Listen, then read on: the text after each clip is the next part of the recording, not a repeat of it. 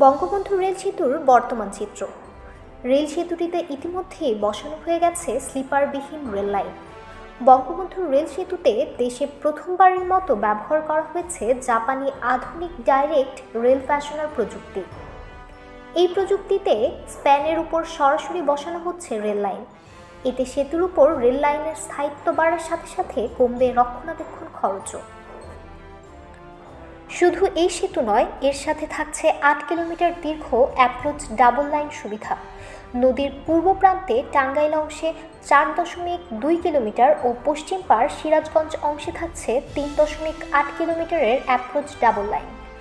এই approach double লাইনের টাঙ্গাইল অংশে ৯৫% ও সিরাজগঞ্জ অংশে ৮০% কাজ শেষ হয়েছে। নদীর দুই পাড়ে চলছে আধুনিক দুইটি রেল স্টেশন নির্মাণের কাজও।